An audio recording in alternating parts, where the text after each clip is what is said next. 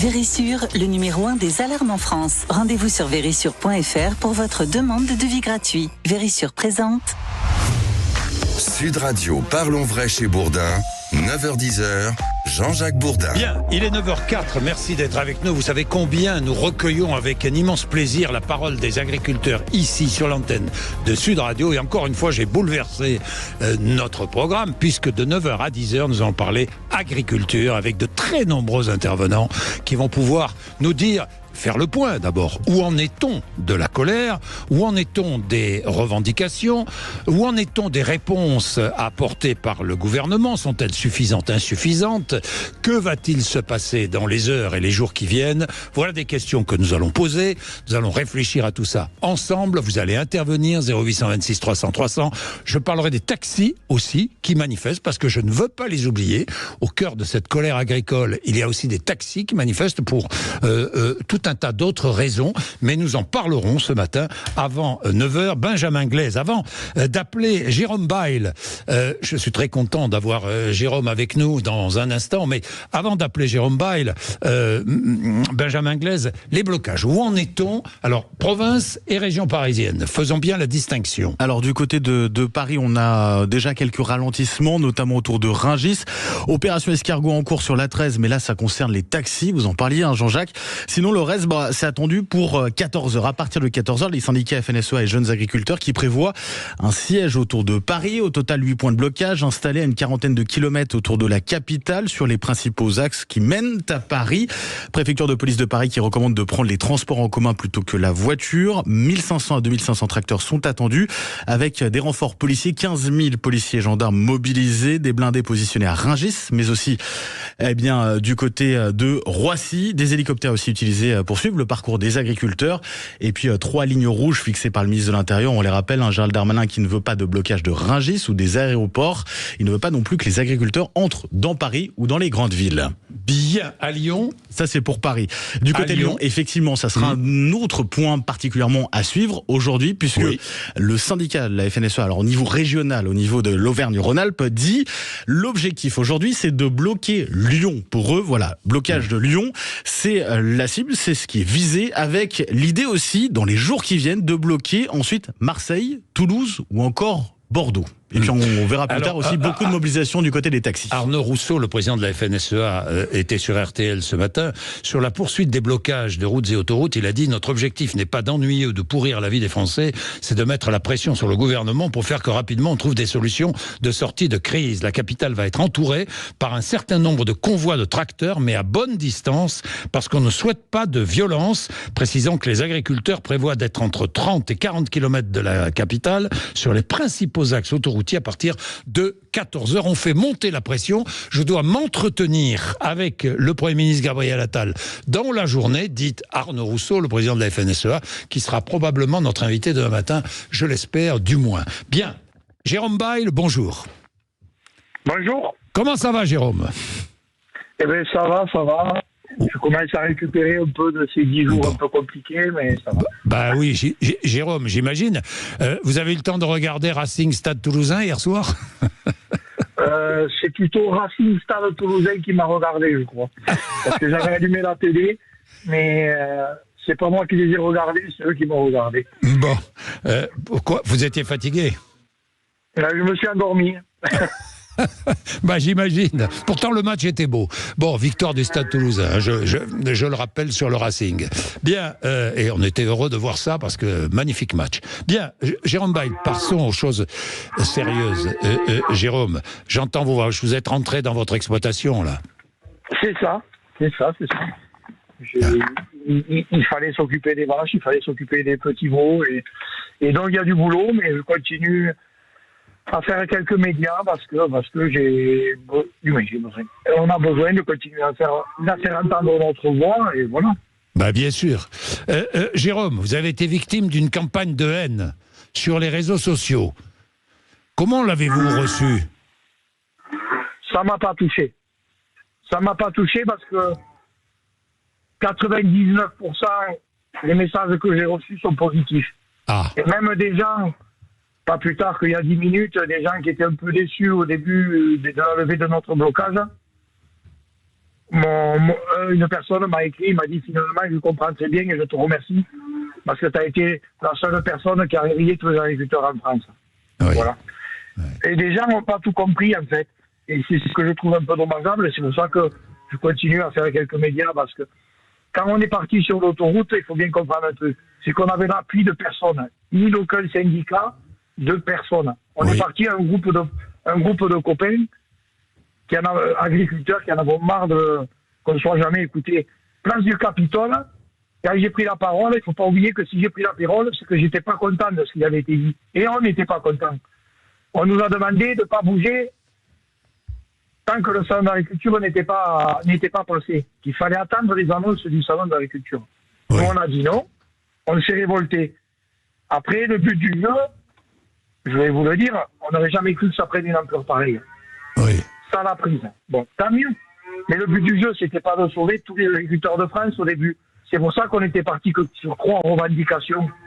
Alors le regret peut-être aujourd'hui que j'ai, c'est qu'on avait bien demandé plus au début, à savoir qui céderait au premier blocage. Mais c'est pas pour ça que j'appelle les autres agriculteurs à arrêter. Et au contraire, chacun doit défendre ses intérêts personnels au niveau local, départemental et régional. Ben, bien sûr. Vous aviez, vous et vos amis éleveurs, agriculteurs, vous aviez 3 revendications, 2 nationales, qui étaient le gel du prix du GNR et le remboursement quasi intégral des dommages causés par la MHE, pour le remboursement des frais de veto et des avortements ou de la mortalité dans le cheptel, avec des procédures simplifiées. Vous avez obtenu aussi, au niveau local, la relance du plan d'irrigation. Bon, ces 3 revendications satisfaites. Oui. Et même national, puisque c'est une mesure nationale. Et même nationale. Du plan d'irrigation. Ben, bien sûr. Donc, c'est pour ça que je disais à Marie Toussaint, faut-il donner plus d'eau aux agriculteurs, tout simplement. Un accès à l'eau plus facile. On ne demande pas d'avoir plus d'eau aux agriculteurs. Oui. On demande juste de pouvoir retenir l'eau qui coule sur nos terres au printemps, parce qu'il nous en manque l'été. Ben oui. On ne demande pas de faire des méga-bassines et tout ça, on demande à pouvoir faire de la cobinière. Oui. Donc, c'est pour retenir l'eau. Et quand depuis le début on disait l'eau pour tous, dites-vous bien un truc, c'est que la ville de Toulouse va devenir la 3e agglomération en France. Comme ils n'ont pas assez d'eau pour faire boire les Toulousains, et l'agglomération toulousaine, pour l'insalubrité, pour que les gens se douchent, lavent leur voiture aussi. Il ne faut pas oublier que les gens veulent laver leur voiture et remplir la piscine. Eh bien, on a sorti l'eau, on sort l'eau de l'irrigation des agriculteurs. On restreint l'irrigation des agriculteurs. C'est pas le but du jeu. Ben, nous, au printemps, pourquoi on n'en stockerait pas? Ouais. Alors, 3 choses d'abord. Jérôme Beil, et puis je vous laisse après avec vos vaches. 3 choses. La première, vous reprendrez l'action si vous n'êtes pas satisfait. On est bien d'accord, hein, parce que je crois que c'est le 5 février que vous devez toucher les aides, hein, ou les indemnisations. C'est pas des aides, c'est des indemnisations. On doit déposer les dossiers d'indemnisation. Voilà. Donc, moi, si au 5 février, je ferai mon dossier d'indemnisation, voilà.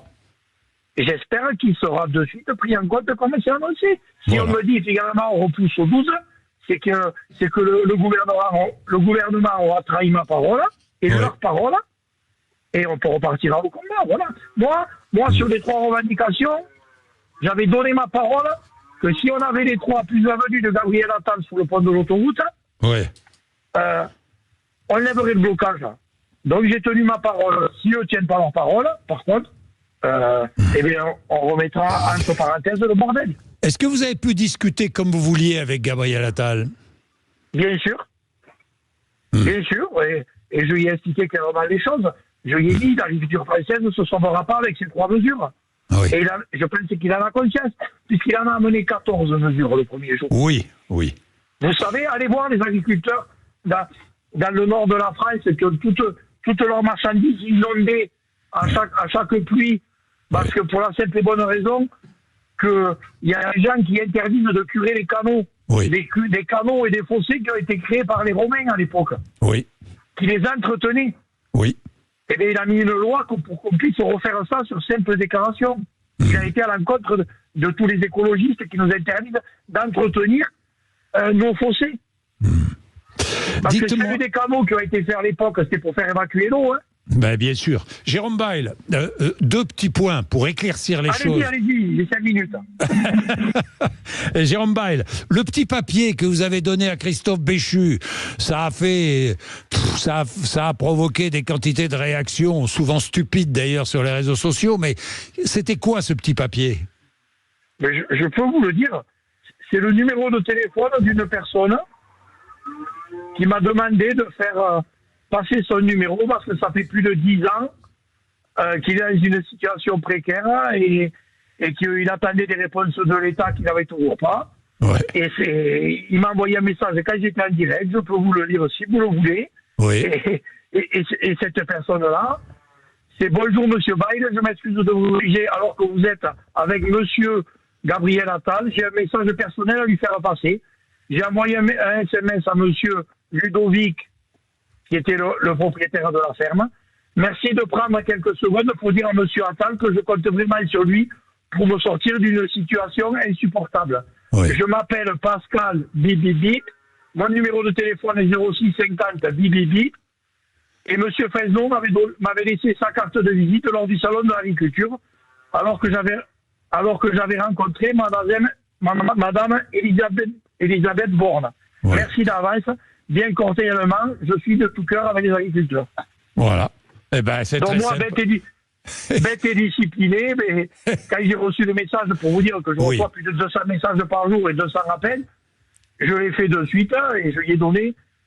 J'avais même pas de stylo et pas de papier. C'est M. Béchu qui m'a donné un papier et c'est M. Jougla, président de la FRSA, qui m'a prêté son stylo. Donc vous voyez. Bon, voilà, c'est la première chose. Et la deuxième, quand vous avez dit on m'a proposé, mais qu'est-ce qu'on vous a proposé? Un poste contre votre silence? En fait, on m'a proposé, alors, je dirais pas qui, parce que je veux avoir vraiment une discussion avec cette personne. Ce que je peux vous dire... C'est un politique, c'est un politique? Du tout, ce n'est pas quelqu'un du gouvernement non plus, ce n'est pas de la politique. J'en parlerai avec cette personne, peut-être que ça a été maladroit de sa part, mais voilà, j'en parlerai avec elle, parce qu'avant d'en parler publiquement, je veux avoir quand même sa réaction à lui. Oui. Et aujourd'hui, le combat, il n'est pas de savoir si Jérôme Bail a accepté ou refusé un poste, puisque je vous dis que je l'ai refusé. Vous pouvez en avoir ma parole, la preuve, je suis encore au milieu de mes vaches. Hein, Oui. et je n'ai toujours pas payé les factures que je n'avais pas payées avant le blocage. Mais ce que je veux dire, c'est que j'en parlerai avec elle. Et l'essentiel, c'est qu'on parle toujours d'agriculture française et qu'on trouve des solutions pour aider les agriculteurs français. Bien sûr, mais c'était pas une proposition politique. Ni politique, ni gouvernementale. Voilà, ni politique, ni gouvernementale. Que les choses soient claires, hein, Jérôme Bail, parce que là encore, tout a été écrit, tout a été dit. On vous a traité de traître. On vous a traité de tous les noms. Mais il ne faut pas qu'ils oublient que ces gens-là, les 3/4 le font, ou 98% le font sous fausse identité et visage couvert. Oui, c'est vrai. Bon, c'est vrai. C'est pas comme ça qu'on dit les choses. Moi, je vais vous dire, au début, quand on est parti dans le blocage, oui. On m'a demandé, mais quel poids tu comptes avoir au niveau du gouvernement? Eh bien, j'ai répondu, sur 300 personnes à 90 kg de moyenne, ça fera 27 tonnes. Bon. Voilà, qu'est-ce que vous voulez que je vous dise? Personne n'a cru à nous au début. Oui, c'est vrai. C'est vrai. Et nous, on y a été. Et le but du jeu, c'était de se faire entendre et de montrer qu'on n'était pas content. Ça a pris une ampleur nationale et j'en suis le premier satisfait.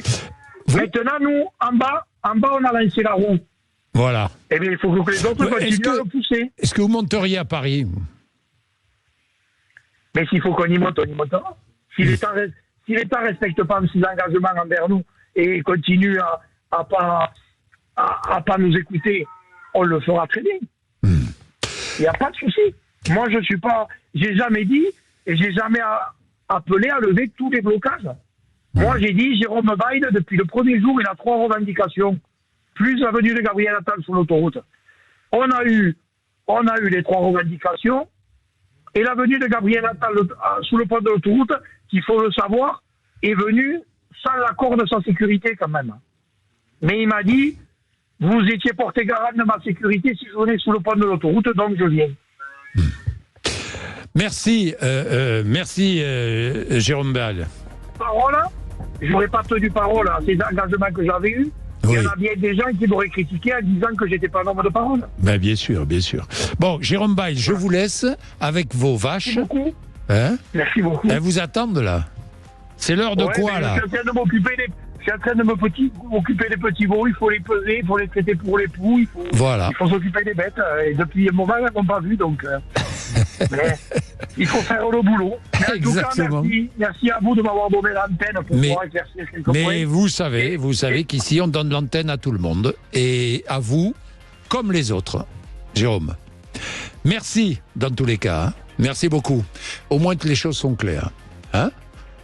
Au-delà de toutes les supputations, de toutes les accusations, de ce monde souvent médiocre, mais très médiocre que je lis sur les réseaux sociaux. Il est quelle heure? Il est 9h20. Merci d'être avec nous. À tout de suite. Vérissure, le numéro 1 des alarmes en France. Rendez-vous sur vérissure.fr pour votre demande de devis gratuit. Vérissure présente. Sud Radio, parlons vrai chez Bourdin, 9h-10h, Jean-Jacques Bourdin. Sud Radio, c'est pas compliqué pour écouter Sud Radio si vous n'avez pas de fréquence dans votre région. L'application Sud Radio sur votre smartphone, vous appuyez dessus, vous la chargez, vous appuyez dessus et vous écoutez Sud Radio sur votre smartphone. C'est très facile, très très facile. Alors, il y a les revendications des agriculteurs, je vais y revenir dans un instant. Nous allons retrouver Rémi Dumas, qui est vice-président des jeunes agriculteurs viticulteurs dans l'Hérault, et Philippe Boisson, qui est membre de la FNSEA et producteur d'oignons doux, président de la coopérative Origine Cévennes. Nous irons dans ma région.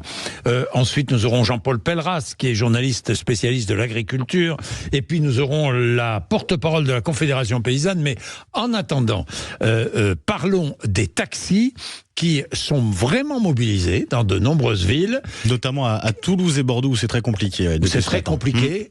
Alors, quelle est la revendication des taxis? Alors, ça concerne en fait la loi de financement de la sécurité sociale qui prévoit une convention entre les taxis et l'assurance maladie. En gros, modification des tarifs des courses en ce qui concerne le transport médical. Et on le sait, pour un certain nombre de taxis, notamment en zone rurale, c'est une activité importante. Il y a la signature de cette convention, sauf qu'on ne sait pas, à partir du 1er février, donc un nouveau tarif doit entrer en vigueur. Et pour l'instant, on ne sait pas quel sera ce nouveau tarif. On ne connaît pas le tarif. Tout dépend de cette convention qui doit être signée d'ici le 1er février. Voilà. Évidemment, les chauffeurs de taxi, nous mettrons, appelez, vous êtes taxi, n'hésitez pas, 0826 300 300 et intervenez sur l'antenne pour apporter des précisions sur ce que vient de dire Benjamin. N'hésitez pas. On vous attend. Rémi Dumas, bonjour. Bonjour. Vice-président des jeunes agriculteurs, viticulteurs dans l'Hérault. À quel endroit dans l'Hérault, Rémi? Juste à côté de Montpellier, on n'est pas loin. Oh, pas loin de Montpellier. Bien. Rémi Dumas, vous êtes mobilisé, comme beaucoup d'agriculteurs de la région, notamment mobilisé pour essayer de chercher de la marchandise qui viendrait d'ailleurs. Racontez-nous. Alors après, on est mobilisé partout en France et je voudrais apporter justement le soutien à l'ensemble des agriculteurs mobilisés. C'est beaucoup de sacrifices de la famille et sur l'exploitation, donc il ne faut pas l'oublier non plus. C'est pas de gaieté de cœur que nous faisons ça. Aujourd'hui, une des choses qui nous agace, on va dire, pour parler gentiment, c'est les normes qui ne sont pas pareilles dans les autres pays qu'en France. Exactement. Donc, aujourd'hui, et comme on le dit depuis bien longtemps, n'importons pas l'agriculture que nous ne voulons pas. Donc il y en a assez d'avoir des normes françaises, des normes européennes, mais qui ne sont pas les mêmes. En France, on surtranspose tout. Donc forcément, quand il y a des produits qui viennent d'autres pays, on en a assez parce que nous, on arrête de les produire parce que c'est trop dur. Surtransposition des normes. Surtransposition des normes européennes. Et ça, l'État peut faire quelque chose rapidement. Oui. On n'a qu'à dire, soit on dit que l'ensemble des pays européens se mettent à notre niveau, soit ça nous doit les enlever, parce que là on est en concurrence déloyale. Et c'est à chaque fois la même chose. Il y a une norme européenne, la France veut laver plus blanc que blanc, et comme disait un collègue, à force d'être plus blanc que blanc, on devient transparent. Alors Gabriel Attal a fait des promesses. J'ai lu toutes les promesses faites vendredi. Il y a notamment beaucoup de points sur beaucoup de promesses qui concernent la surtransposition des normes européennes. Nous verrons bien si elles sont tenues, ces promesses. Vous savez, il y a deux choses. On sait très bien qu'il y a du temps court et du temps un petit peu plus long sur ce qu'ils vont pouvoir nous proposer. Bien sûr. Maintenant, il est arrivé avec un mariage d'amour il y a quelques jours. Par contre, dans l'acte de mariage, le compte n'y est pas, quoi. Il n'y est pas encore. Et il y a des choses qu'il peut dire maintenant où l'État a la main dessus ou alors qu'il renvoie à l'Assemblée nationale pour certaines choses, si ça relève de la loi, pardon. Mais faisons-le. Il y en a assez, c'est encore des paroles et des paroles. Quand vous voyez qu'il a mis un quart d'heure pour nous dire qu'il nous aimait, bon, certes, il a annoncé 10 mesures, mais le compte n'y est pas. Bon, quelle est la mesure, quelles sont les quelques mesures que vous attendez là, dans l'immédiat? Au-delà de la détaxation du GNR, au-delà, bon, ça c'est promis, mais quelles sont les mesures que vous attendez là? Mais sur les EGA, la rémunération des agriculteurs, c'est quand même le point crucial. Mais oui. Allons faire plus de contrôles. Quand on voit qu'en quelques jours, ils ont chopé 3 gars, ça doit quand même faire un moment qu'ils le savent et qu'ils ont attendu qu'on montre les dents pour aller faire les contrôles. 3 gros industriels, oui. Exactement. La surtransposition, la simplification. Et surtout, dans tout ça, on a un projet de loi qui a été travaillé depuis plus d'1 an, et notamment avec les jeunes agriculteurs. On n'a toujours pas de date. Alors on nous a dit on va le reculer pour mettre de la simplification dedans. Mais pourquoi reculer? Ça fait des semaines, des mois que l'on travaille dessus et que tout est sur la table avec nos propositions. Donc ils reculent pourquoi? Pour mieux sauter, pour dire pétard, on ne sait pas ce que faire au final, on n'a pas travaillé. Nous on a bossé, monsieur Bourdin, les syndicats agricoles ont bossé pour faire des propositions. Oui. Donc on attend des actes parce qu'ils peuvent les faire assez rapidement. Bon, maintenant, vous êtes à quel endroit mobilisé? Sur la 9, c'est ça? Il y a des mobilisations un petit peu partout. Le département de l'Hérault, on fait une petite pause sur la 9 parce que, d'ailleurs, j'en fais la pub. On a le salon millésime bio sur les vins bio qui est à Montpellier. Donc, on va pas embêter nos copains et au contraire, on a tout débloqué pour que ça puisse circuler. Les acheteurs viennent à leur rencontre. On en a besoin. Par contre, il y a des petites actions flash à droite, à gauche, justement, chez les industriels, chez les centrales d'achat. Nos collègues du Gard sont toujours sur la 9. Voilà, et ça va continuer. Et le gouvernement, oui, ils ont débloqué un barrage parce qu'effectivement, ils avaient 3 revendications et le fait qu'ils viennent chez eux. Par contre, non, nous, il y en a 120. On sait très bien, encore une fois, qu'on n'aura pas les 120 aujourd'hui. Il faut aussi que les agriculteurs le sachent. Mais par contre, il y a d'autres choses qui peuvent mettre en place et des vrais signaux forts et pas que des paroles. Rémi Dumas, vous avez intercepté, enfin vous, pas vous peut-être personnellement, mais des agriculteurs de la région, de l'Hérault, du Gard, ont intercepté des camions venus d'ailleurs, et vous avez découvert dans ces camions, en ouvrant les portes, des choses un peu surprenantes. Ah mais bien sûr, déjà quand les 2 premières palettes semblent bonnes, et puis au final, quand on creuse un petit peu par derrière, il y a des vins de la communauté européenne et qui sont faits notamment par des négociants de notre région. Donc aujourd'hui en France, on a décidé des millions d'hectos qu'on aurait pu vendre à nos négociants du coin pour les Français, et au final, eux, ils vont chercher en Espagne notamment parce que c'est moins cher. Ouais. On produit trop cher en France. C'est-à-dire qu'on va chercher du vin en Espagne? On va chercher du vin en Espagne, ça passe dans l'usine en France, et puis ça devient une vin de la communauté européenne. Parce que voilà, ça peut aussi devenir à la marge, et ça c'est de la. Ça peut pas devenir un AOC ou un AOP. Ah, mais ça, vous savez, oui. on va pas aller chercher bien loin dans les cuves parfois, mais je pense qu'il y en a certains qui s'y amusent.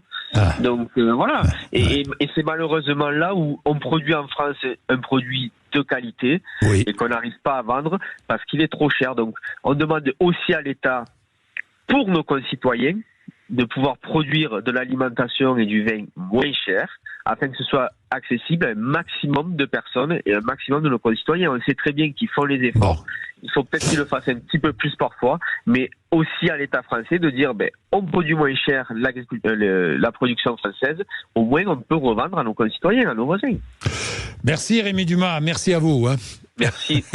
Bonne journée. Bonne journée. Je vais prendre Philippe Boisson dans un instant, après la pub, membre de l'FNSEA, producteur d'oignons doux dans les Cévennes, président de la coopérative Origine Cévennes. À tout de suite. Vérissure, le numéro 1 des alarmes en France. Rendez-vous sur vérissure.fr pour votre demande de devis gratuit. Vérissure présente. Sud Radio, parlons vrai chez Bourdin, 9h-10h, Jean-Jacques Bourdin. Bien, je le dis depuis le début de cette crise, et vous savez que ça fait des semaines et des semaines que nous écoutons les agriculteurs ici. Il y a évidemment, enfin je le dis, j'ai rien inventé, il y a évidemment de très nombreuses agricultures différentes en France. Il y a des éleveurs, enfin bon, je vais pas entrer dans le détail, mais chacun a ses préoccupations. Tiens, je vais appeler Philippe Boisson, qui est le représentant d'une agriculture particulière. Il est membre de la FNSEA, mais surtout producteur d'oignons doux, président de la coopérative Origine Cévennes. Philippe Boisson, bonjour. Bonjour à tous les auditeurs. Ça va Philippe dans les Cévennes ? Eh bien oui, ça va. Ce matin, on avait un peu de pluie, mais... Bon, tant mieux. Hein. Il en faut. Bon, voilà. Vous, quelle est votre problématique aujourd'hui ? Parce que l'oignon doux se vend bien, là. Oui, nous on n'a pas le même problème que tous les agriculteurs nationaux. Nous, on a des problèmes, on a des problèmes de réglementation, d'administration qui nous étranglent. Et qui empêchent, vous êtes comme tous les agriculteurs français, hein ? Voilà, et à notre échelle, ça devient très problématique de pouvoir installer des jeunes. Et on a plus de moins en moins accès à l'eau. On nous donne aucune solution. On nous interdit, mais on nous donne pas de solution.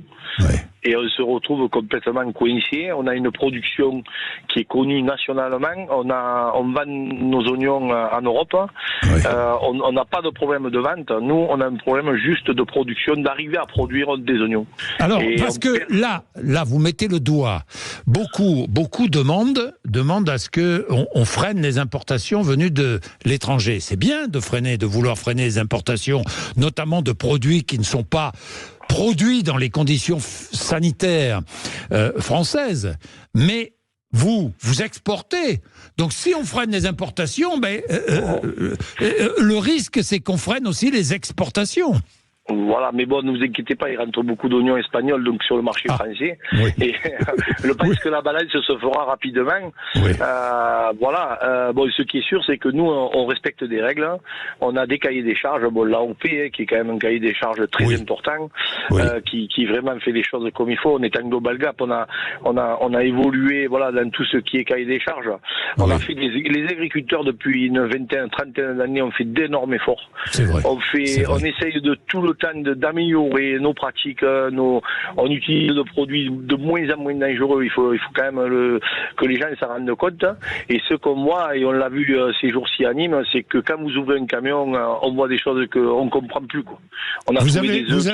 Vous êtes descendu à Nîmes, Philippe Boisson ? Bien sûr, on est descendu à Nîmes. Je crois qu'il faut que toutes les filières soient solidaires, les petits agriculteurs comme les gros, parce que on est tous dans la même galère. Et si on ne fait rien, on perdra notre outil, on n'arrivera plus à produire dans 10-15 ans, quand toute cette génération d'agriculteurs va s'arrêter.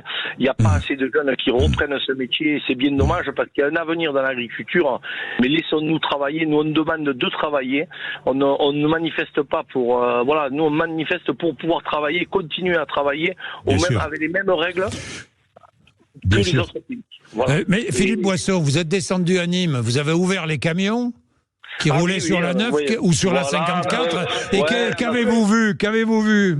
On a trouvé des produits de laine, par exemple. On a trouvé des produits surgelés de laine.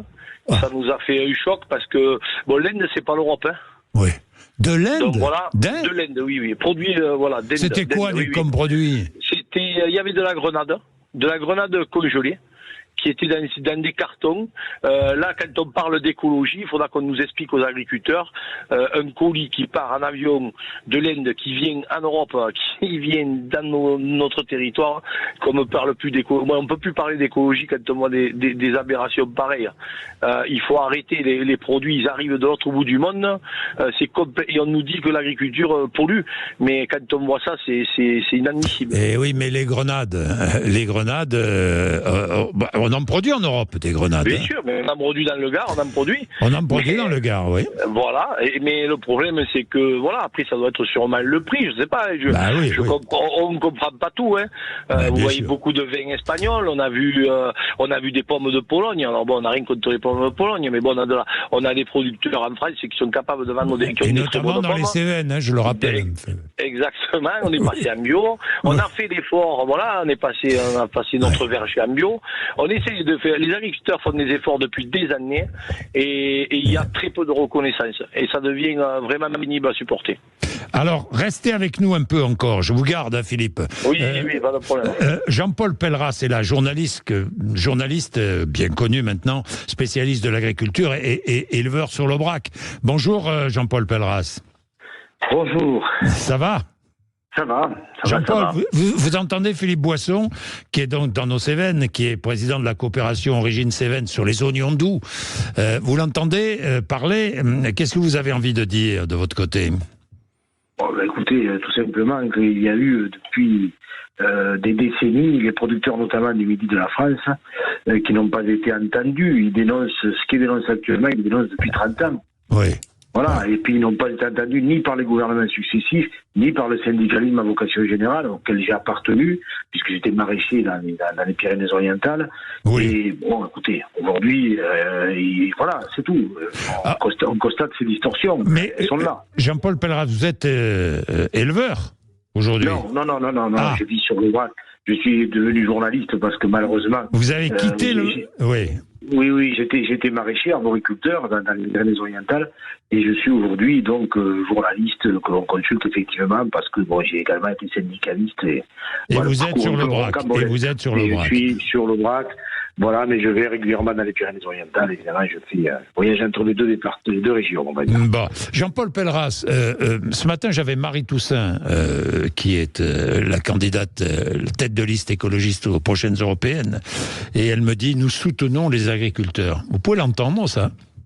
Absolument pas, et encore moins quand je vois une tribune dans Libération, ce qui n'est pas très surprenant, de 50 personnes et organismes qui disent nous sommes les alliés des agriculteurs. Oui. Et quand on voit qu'il y a le soulèvement de la terre, attaque, Extinction, Rébellion et Cyril Dion, Camille Etienne, j'en passe.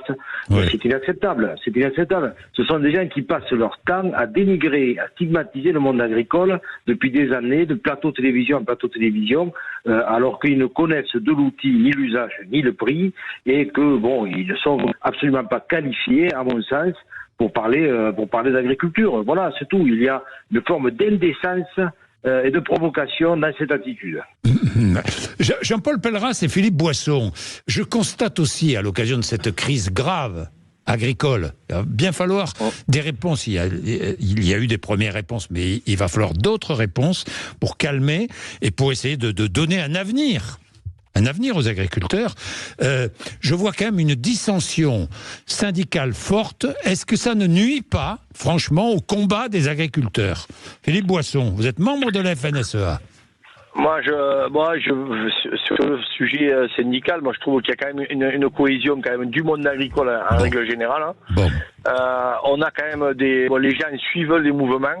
La base, justement, des fois, on a du mal à la maîtriser parce qu'il y a des gens très très énervés. Oui. Il y a des gens qui sont au bout du rouleau. Il faut quand même rappeler que la profession agricole, nous on a eu 2 suicides dans notre secteur cette année. Oui. Il y a beaucoup de suicides dans le monde agricole. Je pense que les syndicats, à une époque, il y avait beaucoup d'agriculteurs. Voilà, maintenant ça a changé, on est de moins en moins. Oui. Et je crois qu'il ne faut pas se diviser. Les revendications, elles sont à peu près les mêmes pour tout le monde. Et je crois que vous parlez d'un agriculteur du nord ou du sud, du centre, il a les mêmes préoccupations et il a les mêmes problèmes.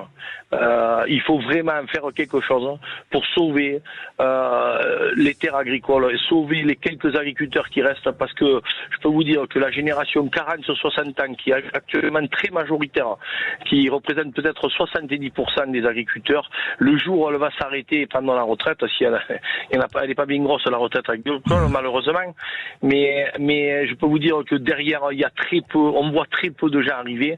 Nous on a une filière qui justement qui a pas des soucis comme certaines. Et malgré des prix rémunérateurs, on voit de moins en moins de jeunes se présenter au portillon et de moins en moins de jeunes, de fils d'agriculteurs qui baissent les bras et qui font pas le métier de leurs parents.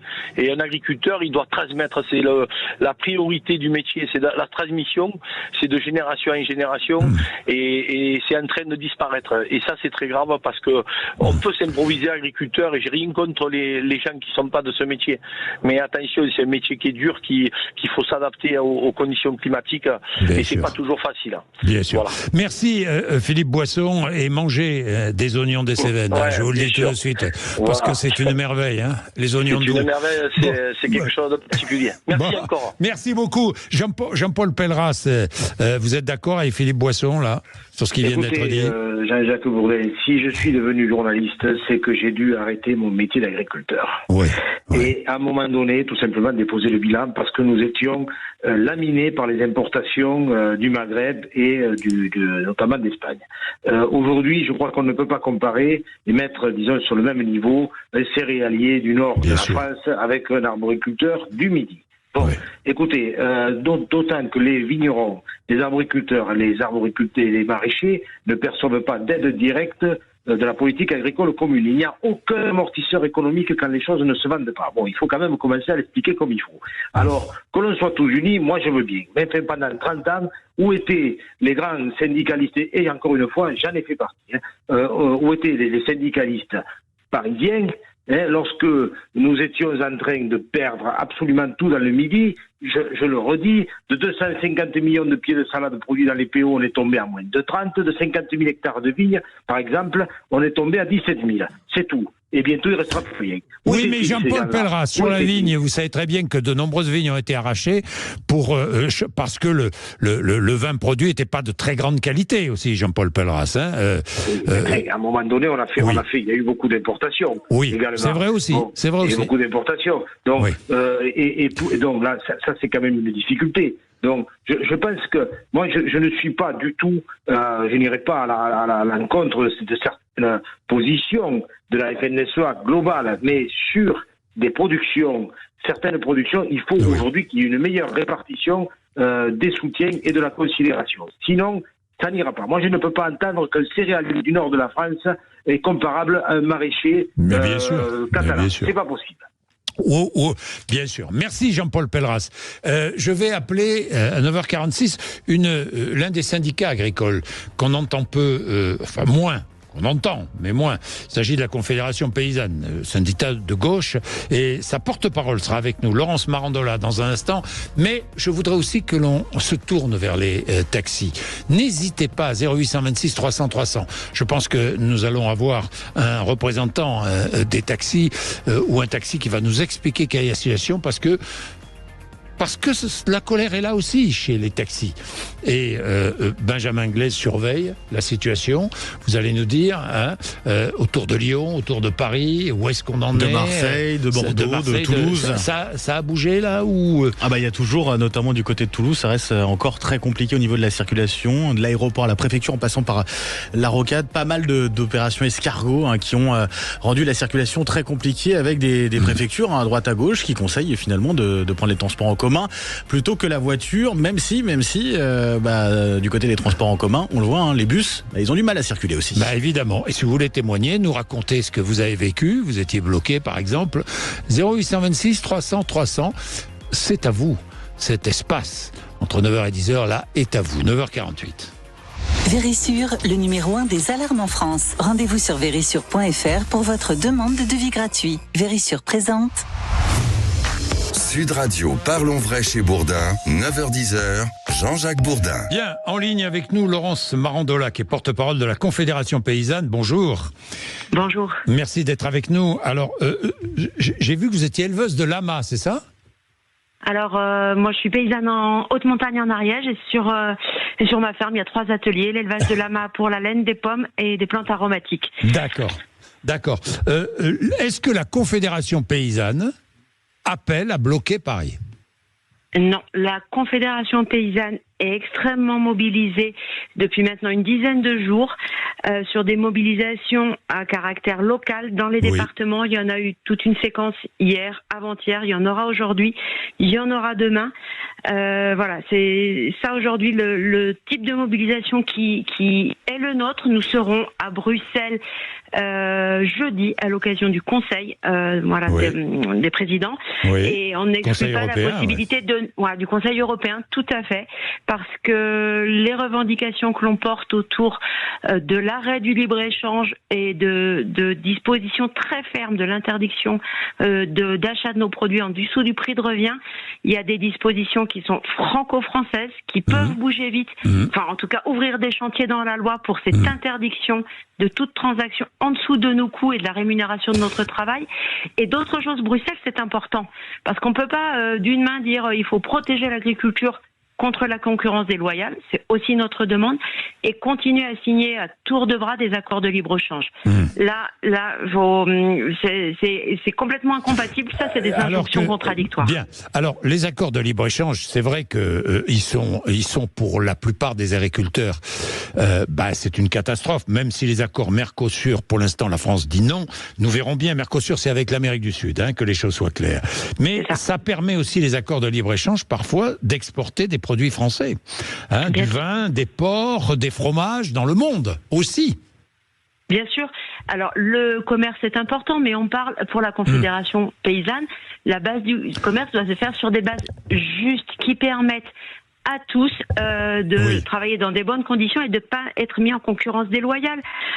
Et c'est vrai qu'il y a des conséquences très négatives pour des pans entiers de l'agriculture française, les fruits et légumes, l'élevage, des points positifs, mais aucun agriculteur, aucune production ne devrait avoir à être broyé par ces accords. Faisons du commerce, exportons, importons, mais sur des bases juste de rémunération de tous les agriculteurs, qu'on soit français, qu'on soit brésilien ou qu'on soit néo-zélandais finalement. C'est vraiment de ça qu'on parle, de travailler sans dumping et de protéger. On appelle donc le gouvernement et l'Europe à instaurer des mesures de protection et c'est possible. Bien. C'est possible dans les lois internationales. Oui. Mais Laurence Marandola, est-ce qu'il faut permettre aux agriculteurs français d'utiliser, par exemple, des produits phytosanitaires que les agriculteurs d'autres pays d'Europe utilisent? Il y a là de la concurrence déloyale.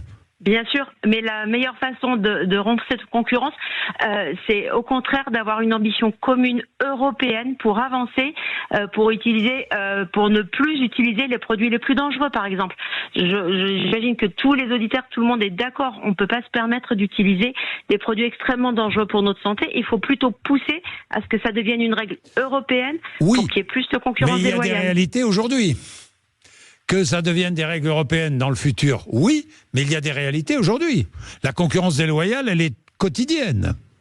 Et on peut la stopper très rapidement. C'était l'ambition d'un texte européen justement sur la question des pesticides qui a été largement torpillé en novembre dernier. Ça va pas se faire du jour au lendemain, et on peut pas abandonner l'idée et l'urgence de se doter de moyens de protéger notre santé et la rémunération des agriculteurs. Dernier point, l'accès à l'eau, c'est important. Vous, dans l'Ariège, vous êtes confrontés au problème. Est-ce qu'il faut faciliter l'accès à l'eau pour les agriculteurs? Alors, c'est un problème majeur pour les paysans. Alors, dans le sud, peut-être plus que dans d'autres régions, et pour l'ensemble des citoyens. La question, c'est un commun. Et pour la Confédération paysanne, l'enjeu, c'est de s'asseoir et ensemble, démocratiquement, de décider comment préserver cette ressource et comment la partager entre usages et la partager entre agriculteurs. C'est vraiment ça le principal sujet. Et prioriser ces usages en agriculture, on va être, quoi qu'on fasse, face à des disponibilités en eau plus variables au cours de l'année et qui va se réduire. La question, c'est de la partager, de prioriser. Est-ce qu'on met de l'eau sur les fruits et légumes? Est-ce qu'on met de l'eau pour des cultures qui iraient dans des méthaniseurs ou pour de l'exportation? Ça, c'est un débat de fond démocratique qu'on doit mener tous ensemble. Merci Laurence Marandola, merci beaucoup. Il est 9h56, vous êtes sur Sud Radio. Bien, un dernier point Un dernier point, Benjamin Glaise. Du côté des taxis, peut-être à signaler, du côté de Toulouse, blocage notamment de l'aéroport, Blagnac, encore des difficultés de circulation sur le périphérique toulousain, et puis la gare aussi, la gare de Toulouse qui est fortement perturbée par la mobilisation des taxis, effectivement. Bien, merci, 9h56, merci de nous avoir accompagnés ce matin sur Sud Radio. Vous ne raterez rien. Demain, nous aurons de nouveaux invités très nombreux. J'attends, j'ai toujours pas l'invité de 8h30, nous verrons. Mais nous allons essayer d'avoir un interlocuteur important. Arnaud Rousseau, le président de la FNSEA, doit parler encore avec Gabriel Attal dans la journée. Nous allons voir ce que ça va donner.